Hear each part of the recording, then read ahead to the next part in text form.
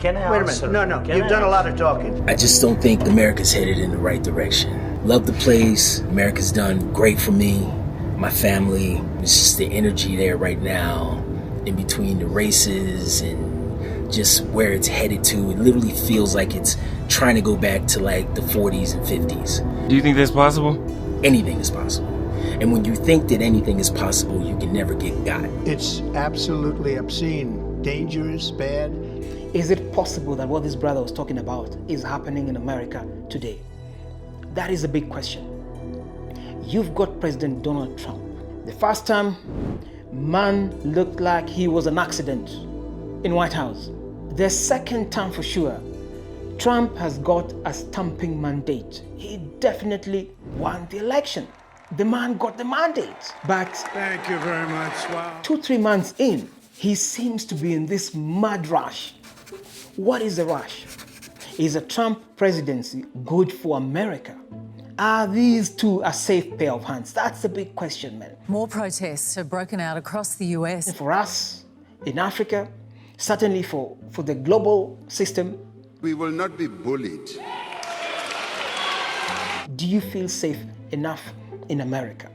Or is a Vance Trump presidency a problem for you guys? We need to react to that. So let's listen in and come right back with your reactions. I'm certainly keen to react. I've got a background in international relations, and I would wish to share some of my own thoughts as a brother from the continent, certainly looking from outside, inside the US.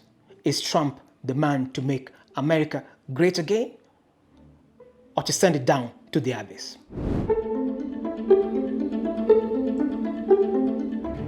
So shout out to Troy and Austin Holman, both of them living in Nairobi, Kenya. But really to the matter that is at hand, President Donald Trump is appearing more as a man who is in a hurry, acting nationalistic, and his imperial hand is very obvious to us in Africa and even to you guys. Canada was meant to be the 51st state.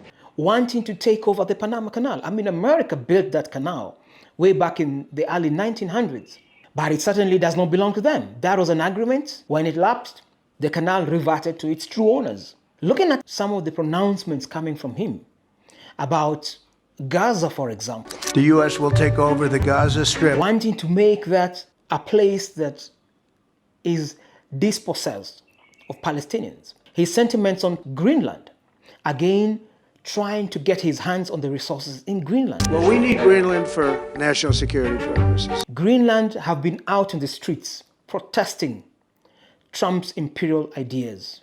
He has definitely kept a lot of the promises he talked about. And one of his biggest thing is immigration. President kicks off his re-election bid with the promise of deporting millions of undocumented immigrants. A lot of the voting bloc working on that immigration thing being sorted. We are seeing a lot of people being deported, sent back to Venezuela, sent back to Mexico, all these places, and certainly being sent back to Africa. But over and above that, President Donald Trump seems to be going beyond and grabbing the American public the wrong way. Look at Doge, for example, headed by Elon Musk, his billionaire friend. And Elon Musk, his posturing is almost as if he's a co-president of the United States. So even the majority of the voting bloc who elected Donald Trump are clearly saying, we don't like you cozying up with Elon Musk. We don't like that our people are losing jobs. We don't like where the nation is going. He is not an elected president. What's up with that? Elon is doing a great job. Come on up here, Elon. Take over, Elon. Just take over. Looking further, if there's any time that a president has had such an impact on the domestic scene and on the global scene, this is one such time. Donald Trump was a man who was seen more of a political caricature when he came in as president the first time. Very much accidental. His body language amongst political leaders across the world often placed him in a position where he looked odd, out of place, trying too hard. But after this election and what appeared to be Vice President Kamala Harris coming too late to the game, Donald Trump got a stamping mandate to become president of the United States of America. No doubt about it. Donald Trump won this fair and square. Thank you very much. Wow. The big question is, what happened? And obviously, even reading the American politics from outside, certainly from Africa, there was every sign that a lot of the Democrats, sympathizers, the black population, the Hispanics, who traditionally have tended to vote Who are you voting for? President for Trump. the Democrats, were moving away from the Democrats, largely because they felt that the Joe Biden presidency did not offer solutions for a lot of the problems that they had gone through over time. And so that population moved away and made a bet on President Donald Trump as a safer hand to deliver some of the goodies that they were looking for. Voting bloc in America shifted in a major way. Blacks for Trump. I like those sides. Kamala could never have survived this. I mean, Trump did his best. Donald Trump even admitted that America was built off of the back of black people in America. African Americans built this nation. Talk of Capitol Hill, talk of White House. All these were built largely by the black American population. And this was free labor. Never mind that their masters were paid for it, but they probably only got a penny out of it. But they have helped to build America. You have helped to build America. What has America given you back in return? That is a question that Joe Biden was never able to answer. You were such a massive part of it. Bigger than you were given credit for. Does that make sense? Donald Trump offered greater promise over that. Is that the case today? Can you tell us in the comments? Do you believe that, considering what is happening now, that Trump was a safer bet? Trump and Pence were a safer bet. Oh, and Vance, not Pence. Trump and Vance. See that rhyme? There was Trump and Pence, now there's Trump and Vance. Were they a safer bet come this election? You guys can tell us. But let's move to the global implications of a Trump and Vance presidency. We saw the meltdown at the Oval Office. Zelensky of Ukraine obviously walked into a den. This was a trap. He never was ever going to get any support from President Donald Trump.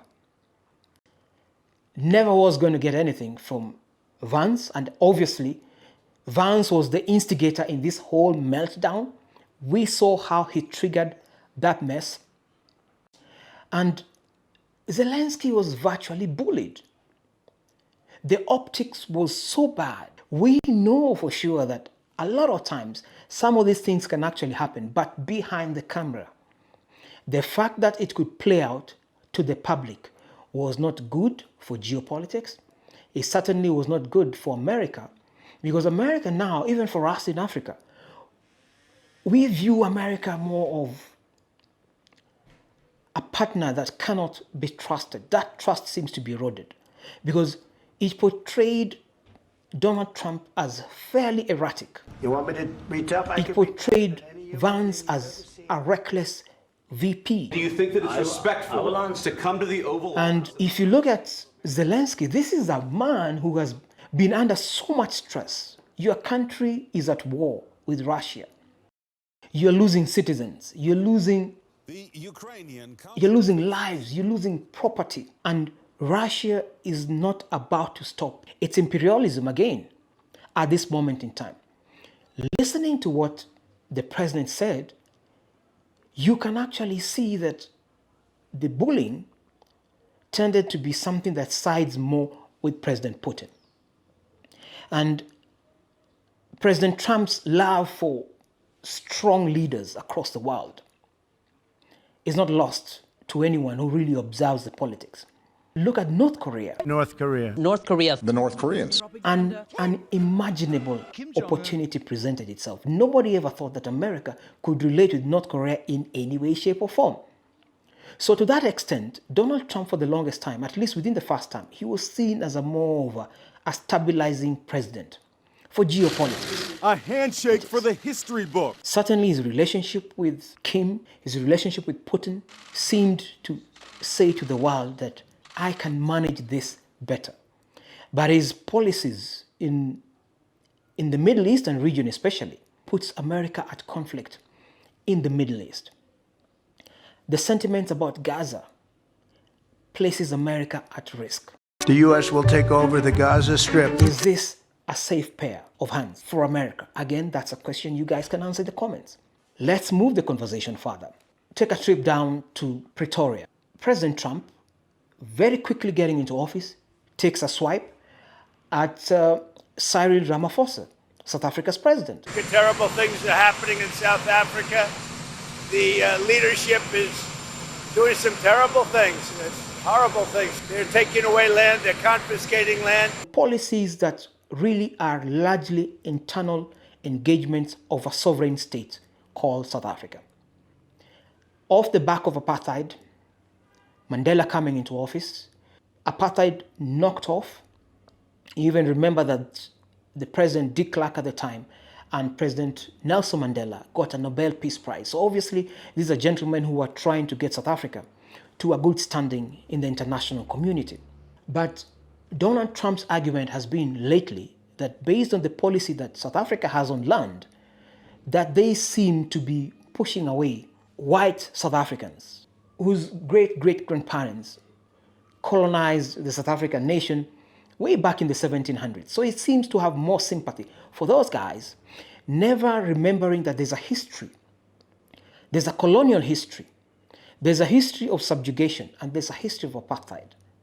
And South Africa wanting to manage its own affairs without being dictated to. Cyril Ramaphosa's reply to Donald Trump, don't bully us. I don't know what Donald Trump has to do with South African land because he's never been here. And he must keep his America, we will keep our South Africa. That's what he must do. South Africa is our land. The clear sign there is that President Donald Trump seems to be more nationalistic, almost reminiscent of what happened with Brexit. Make America great again really is all about nationalism. And the inward looking ties very well with President Trump's withdrawal from a lot of the treaties, the Paris Accord, the Human Rights Council, United Nations, and all these things. So America seems to be isolating itself. And for Europe and for Africa, that does not portend well for geopolitics. It certainly erodes the trust that America has had over time. Add the whole issue of US aid withdrawal. We see how the support was in TB, we simply cannot sustain HIV, malaria. A huge number of African countries were supported by America in that process. There was even a presidential fund, I think set up by George Bush, that supported the health sector in South Africa. So even for the American population, a man who seemed to be speaking to a language that resonated with them is now seen as somebody who is taking away jobs, using Doge, fired key figures within government, which seems to suggest that the presidency is not keen on individuals who will challenge its system. Can America really still claim that they're a democratic country when it comes to democratic ideals, when it comes to running their affairs? Can America really claim that? What does it mean for Africa? What does it mean for the rest of Europe? Remember that even NATO, Donald Trump has made very strong statements about NATO. Withdrawing from NATO, withdrawing funding from NATO, effectively not engaging with NATO, reducing funding even for WHO and all these international organizations. So how will America really engage with the world? President Donald Trump has already slapped tariffs on China, on Canada, some Southern American states. This regime certainly has certain good things for America, but in large part, increasingly, President Donald Trump's presidency seems to be becoming more insular, certainly more nationalistic. Wait a minute. No. You've done a lot of talking. And trouble for geopolitics. So for black brothers and sisters who are out there, my question to you is, what does that portend for you?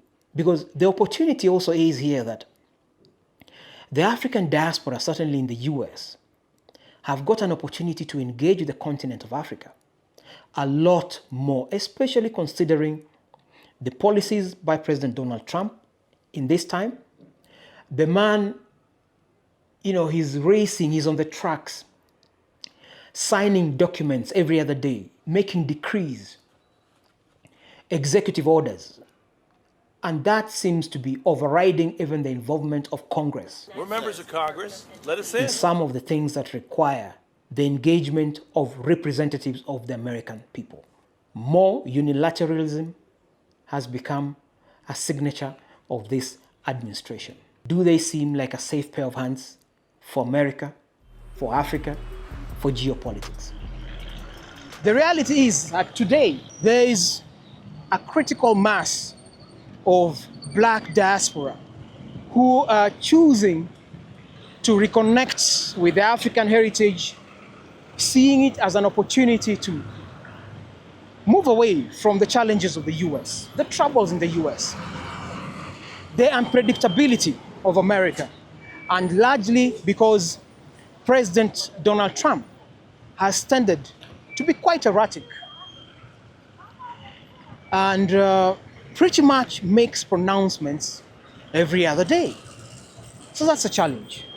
It's evening traffic in Nairobi, man, and everybody's rushing home. So what does a Trump presidency mean for Nairobi, mean for Africa? That is a big question. So Africans on the continent, perhaps you could also share your own sentiments, your thoughts. US aid has been pulled out. I would want to believe that in the short term, it's going to be painful for Africa. But in the long term, we need to manage our own affairs. We are a rich continent.